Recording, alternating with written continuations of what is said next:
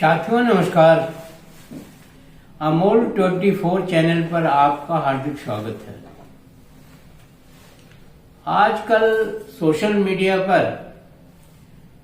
एक बयान बहुत तेजी से वायरल हो रहा है, जिसमें गिद्ध और सूअर का बार बार जिक्र आ रहा है। मैं नहीं जानता ये बयान किसने दिया है, लेकिन जिसने भी ये बयान दिया है वह बिल्कुल सही बयान दिया है और मैं उसको 100% सपोर्ट करता हूँ। यह बयान जो है मैं ये मानकर चलता हूँ कि यहाँ की जनता पर सटीक बैठता है। यहाँ की जनता मैं ये मानता हूँ कि सूअर और गिद्ध की तरह से ही है। अगर ऐसा नहीं होता, अगर सूअरपना नहीं होता जनता में, तो इन ढोंग पाखंड आडंबर में क्यों फंसते? क्यों आप जो है एक जगह पर गंदे पानी में नहाने के लिए जाते हैं कुंभ के नाम पर? उस गंदे पानी में नहाने से आपको क्या मिल जाता है? आपको क्या प्राप्ति होती है? पुण्य प्राप्ति होती है? कतई नहीं। पाप धुलते हैं? कतई नहीं। तो होता क्या है? होता यह है कि धन खर्च होता है, आपका समय खर्च होता है और आप अपने को जाहिल सिद्ध करने में कामयाब हो जाते हैं कि हम मूर्ख हैं, सूअर हैं और क्या कहते हैं, गिद्ध हैं, क्योंकि इसके अलावा और आपका उद्देश्य कुछ भी नहीं है। किसी पानी में नहाने से न पाप धुलते हैं, न पुण्य होता है, न कुछ होता है। आप खुद भी करके देख लीजिए, आप खुद भी सोच के देख लीजिए। आप नहा के आए होंगे गंगा के गंदे पानी में, जिसमें लाखों लोगों ने, करोड़ों लोगों ने स्नान किया है। वो पानी क्या साफ रहेगा? ये तो सोचने की बात है, तर्क की बात है। फिर भी आप उसमें चले जा रहे हैं, धक्के खाते हुए, जाम में फंसते हुए। आपको खाना नहीं मिलता है, आपको पानी नहीं मिलता है, आपको सुख सुविधा नहीं मिलती है, फिर आप किस लिए जाते हैं? इसलिए ये जस्टिफाइड है कि आप सूअर हैं और आप गिद्ध भी हैं, और भी उपाधियां उसने, उस व्यक्ति ने नहीं दिया। आप गधे भी हैं, आप कुत्ते भी हैं। कुत्ते की पूंछ जो है हमेशा टेढ़ी रहती है, आपकी पूंछ भी हमेशा टेढ़ी रहती है, और आप सोचने की जहमत ही नहीं उठाते हैं। आप सोच ही नहीं पाते हैं कि किसी गंदे पानी में नहाने से, किसी भीड़ में नहाने से, किसी असुविधाजनक स्थान पर नहाने से क्या प्राप्त होता है। आपकी ये बात समझ में आ जाती तो न घटना होती, न कोई आपको सूअर और गिद्ध कहता, न आपको गधा और कुत्ता कहता। तो आप वर्षों से ऐसा काम कर रहे हैं, कोई ये नया नहीं है। आप हजारों वर्षों से काम कर रहे हैं। पत्थर की मूर्तियों की पूजा करते हैं, पैसा चढ़ाते हैं और फिर उससे कहते हैं कि हमें पैसा दो, धन धान्य दो। पैसा तो जो आपके पास था आपने उसमें पत्थर की मूर्ति पे चढ़ा दी, अब उसे वो क्या दे सकती है आपको? ये इतना आपको तर्क करने की क्षमता नहीं है। आपके पास तर्क करने की क्षमता ही नहीं है। आप सोचते ही नहीं है कि ये क्या चीज है और क्या चीज नहीं है। गिद्ध तो आपसे ज्यादा होशियार होता है। जब कोई मरता है तो गिद्ध को 28 योजन पर दिखाई दे जाता है कि कोई मरा है और वहां मांस खाना है। वो मांस खाने के उद्देश्य से जाता है। सूअर जो है गंदगी खाने के उद्देश्य से जाता है। आप किस उद्देश्य से जाते हैं? आपका क्या उद्देश्य है? जो आप गंदे पानी में नहाने जाते हैं, धक्के खा करके नहाने जाते हैं, जाम में फंस के नहाने जाते हैं, बिना खाए पिए आप जाते हैं, तो आपको सुअर कहा जा रहा है, ये तो सम्मानजनक आपके लिए पद है। आप तो सुअर से भी नीचे है, आप तो गिद्ध से भी नीचे है, गधा से भी और कुत्ता से भी नीचे है।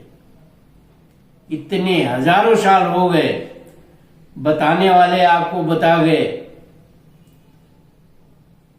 कि इन सब चीजों में कुछ नहीं रखा है, ये सिवाय एक ढोंग पाखंड आडंबर के और एक षड्यंत्र के और कुछ नहीं है। ये तो षड्यंत्र है जिसके शिकार आप बार बार होते हैं, और आप जो है ये ढोंग पाखंड आडंबर में इतने लिप्त हैं कि अब उसके बारे में और क्या कहा जाए।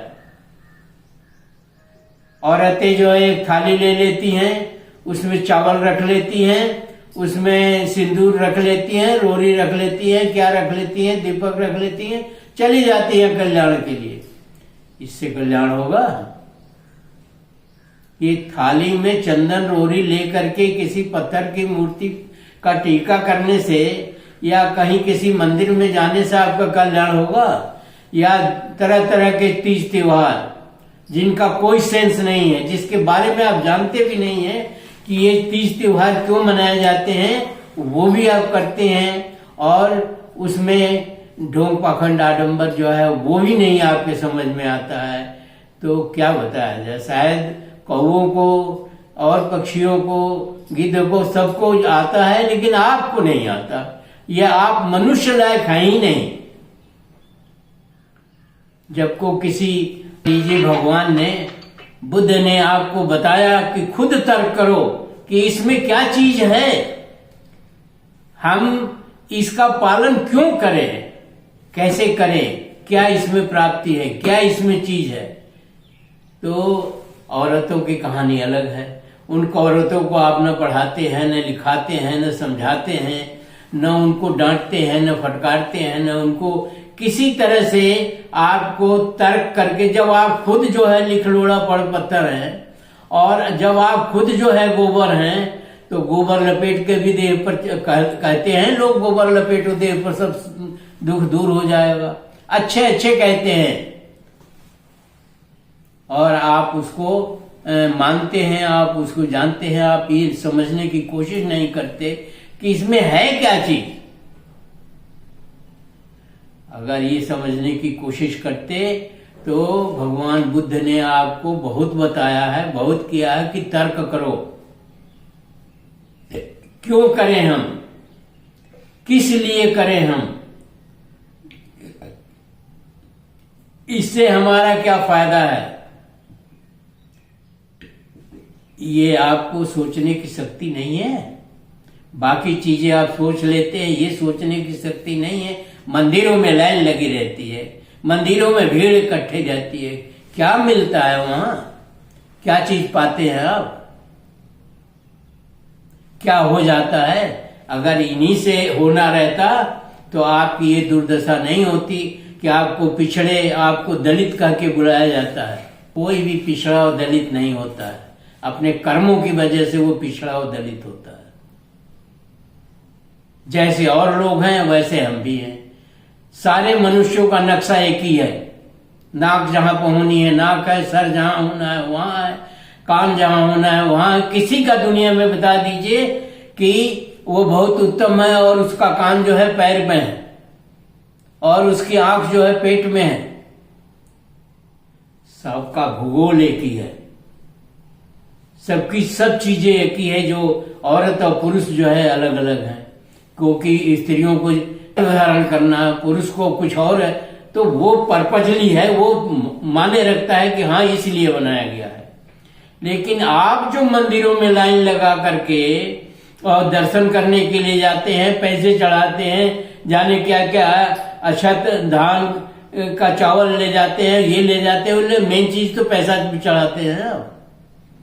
तो आपकी मंद बुद्धि का ही फायदा उठाया जाता है।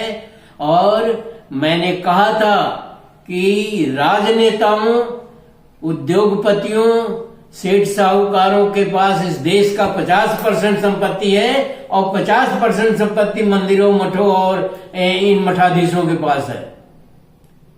इन मठाधीशों की बात करें तो क्या आपकी समझ में नहीं आता है कि एक जो है महंत कहता है कि स्वामी प्रसाद का सिर काट के लाओ, मैं 21 लाख रुपए दूंगा। उसके पास 21 लाख रुपया कहां से आ गया? जो साधु है, साधु का क्या कोई बिजनेस है उसका? लेकिन बिजनेस क्या, बिजनेस से भी बड़ा बिजनेस है उसके पास मंदिर है। लाखों रुपया रोज आ रहे हैं, मिठाई आ रही है, केला आ रहा है, सेव आ रहा है, उसको क्या क्या दिक्कत है 21 लाख रुपया देने में? वो कहता है मुलायम सिंह जैसे नेता, कर्मठ नेता, और मुलायम सिंह जैसे काबिल नेता को कहता है कुंभ में कि वहां जाओ, दर्शन करो मुलायम सिंह का, और पेशाब भी करो, वहां थूको भी, और आपके दिमाग में जू नहीं रेंगती है। आप कितने ठंडे दिमाग के हो, या आप जाहिल हो, या आप कहने वाले ने ठीक कहा है कि आप जो है या तो गिद्ध हो, या तो सुअर हो, या तो कुत्ता हो, या गधा हो, या कौवा हो, कुछ भी अपशब्द आपके लिए इस्तेमाल किया जाए वो ज्यादा नहीं है, कम है। आप अगर कुंभ में नहीं गए होते तो न पानी गंदा होता और न हजारों लोगों की या सैकड़ों लोगों की मौत होती। लेकिन आपको इसमें मजा आता है, आपको इसमें अच्छा लगता है। अरे कहीं किसी शहर में घूमने निकल जाते आप और वहां का प्रकृति का स्थान देखते, नहाना घर से नहा के जाइए ना, होटल में रुके होटल से नहा के जाइए। नदी का पानी क्यों गंदा कर रहे हो? वो पीने के काम आता है। उसकी नदी के पानी को शहरों में सफाई किया जाता है और बहुत बड़े बड़े प्लांट लगे हुए हैं जो पानी साफ करके पिया जाता है, सीधे नदी का पानी नहीं पिया जाता है। और आप जो है उस नदी में नहाने जा रहे हो, तो मुख्य कारण तो आप ही हुए, कोई और उसका कारण नहीं है। और कोई अगर आपको कुछ अपशब्द कहता है तो आप उसके लिए आप डिजर्व करते हैं, उसके लिए आप हैं। कुर्सियां धुलवाई जाती हैं, मंदिर धुलवाए जाते हैं, दलित कहा जाता है आदमी को, पिछड़ा कहा जाता है, जाने क्या क्या कहा जाता है, और गालियां भी दी जाती हैं। पर आप जैसा हमने नहीं देखा जिसका पास शून्य दिमाग से भी नीचे शून्य दिमाग हो। ये छोटी मोटी बातें नहीं है, ये बहुत गंभीर बातें हैं।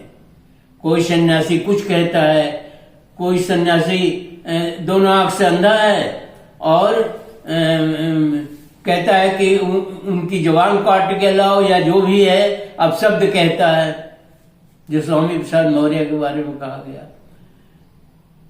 मुलायम सिंह को हत्यारा कहा जाता है इसलिए कि उन्होंने भीड़, पुलिस ने गोली चलाई, वहां भीड़ इकट्ठी करके आप तमाशा कर रहे थे या लॉ एंड ऑर्डर खराब कर रहे थे, तो गोली नहीं चलेगी तो क्या वहां फूल बरसाए जाएंगे?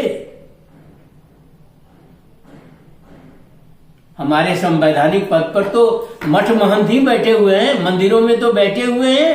अब मुख्यमंत्री, मंत्री, प्रधानमंत्री जाने क्या क्या बन रहे हैं। आपको तो वोट देने भी अधिकार नहीं आता। आपके पास वोट का अधिकार है लेकिन आपको वोट देने भी नहीं ढंग आता है। तो सिर्फ आप धक्के खाइए।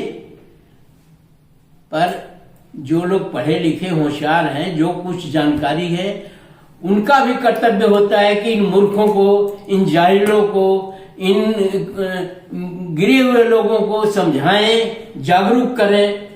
ये जागरूक इसलिए मैं कह रहा हूं कि इस देश का पतन होने वाला है। ऐसे ही इस देश का पतन हुआ और हम 755 साल गुलाम रहे, और उसमें सबसे ज्यादा तकलीफ और कष्ट जो है वो पिछड़ों और दलितों को हुआ। उनकी औकात ही नहीं।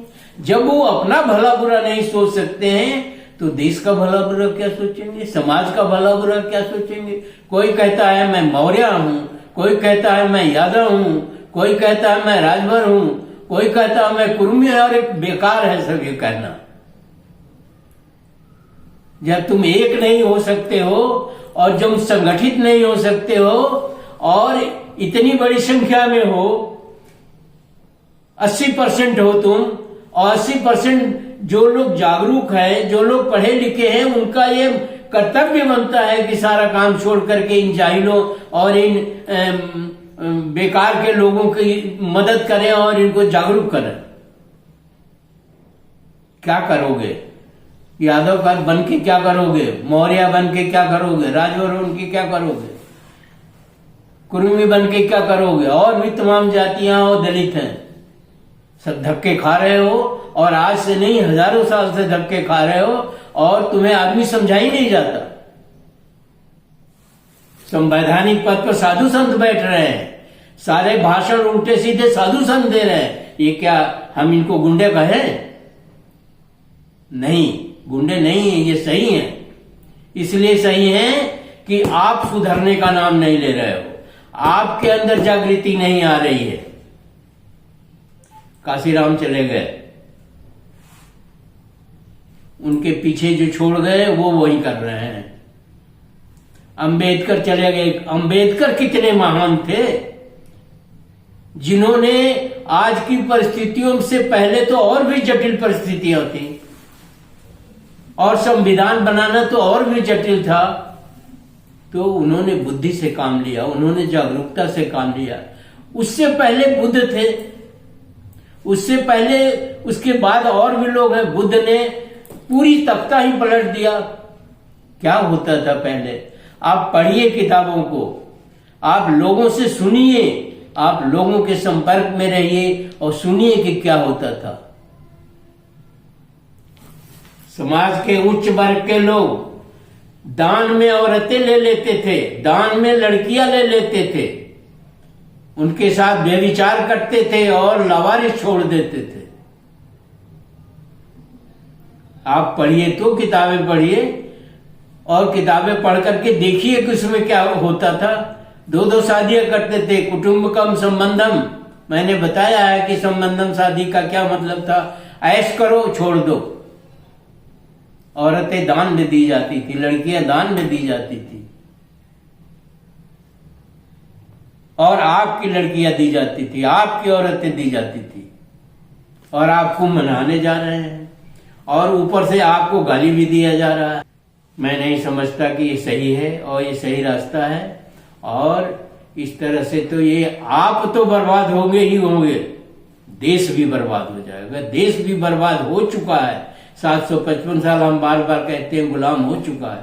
इन मुसलमान को अगर कोई था तो कौन बुलाया था? राणा संगा ने बुलाया था बाबर को, और दिल्ली के तख्त के लोगों ने बुलाया था बाबर को। आज जो लोग भक्ति और मंदिर जाने की बात करते हैं, वो मुसलमानों से अपनी लड़कियों की शादी की है। एक नहीं, अनेक उदाहरण है।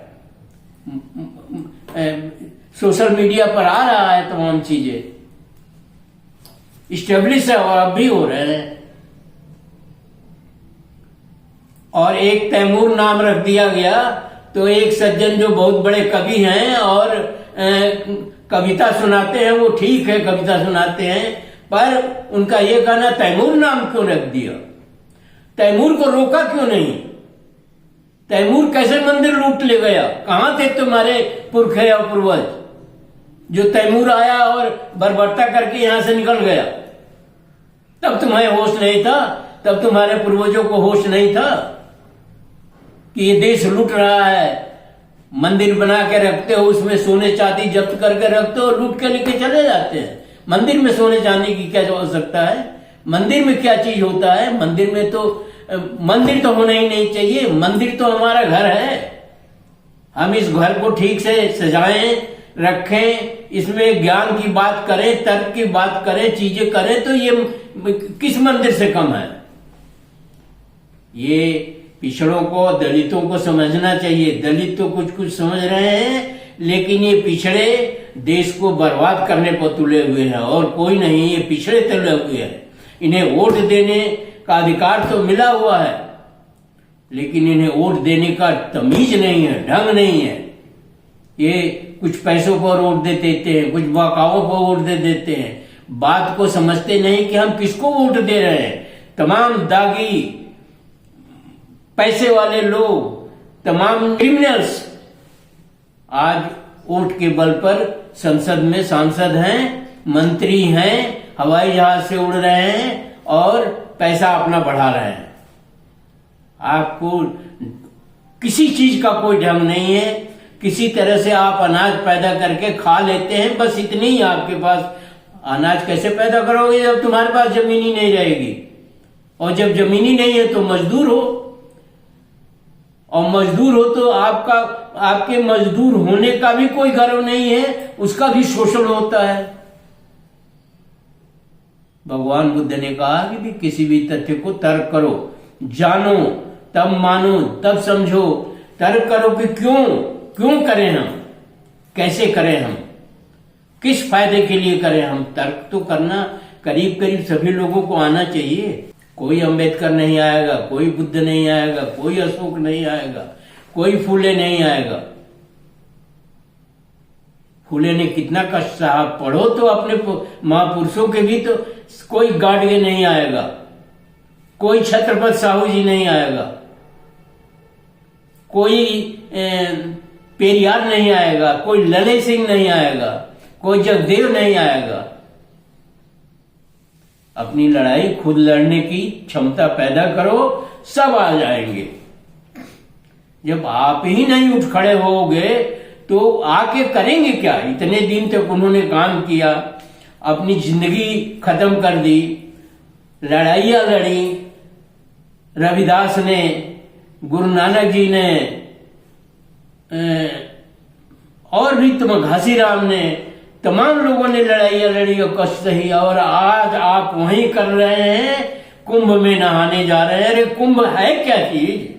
मेरी समझ में नहीं आता कि कुंभ कोई नई चीज है। कोई 114 साल प्रचारित कर दिया, आप टूट पड़े। अब भी आपसे निवेदन है, आग्रह है कि आप एक काम न करें जो ढोंग पाखंड आडंबर से संबंधित है। इस आपके ढोंग पाखंड आडंबर के बदले लोग बड़ी बड़ी कुर्सियों पर बैठे हुए हैं, लोगों के बाद धन संपत्ति इकट्ठियां ऐश कर रहे हैं और आपको उंगलियों पर नचा रहे हैं और आप नाच रहे हैं। ये ऐसे भी सोचिए कि आप अपनी अगली पीढ़ी के लिए कांटे बो रहे हैं, फूल नहीं। आपकी अगली पीढ़ी, हमारी पिछली पीढ़ी ने हमको इसी तरह से रखा। ये तो कहिए कि देश आजाद हुआ था, नेहरू आ गए थे, नेहरू जैसा विजनरी, अंबेडकर जैसा विजनरी, और बहुत सारे लोग जो विजन थे। अंबेडकर तो को मैं मानता हूं कि अंबेडकर, भगवान बुद्ध और ये जितने महापुरुषों का नाम लिए हैं, ये भगवान से कई गुना ऊपर है। आपके पत्थर के भगवान कुछ नहीं करने वाले हैं।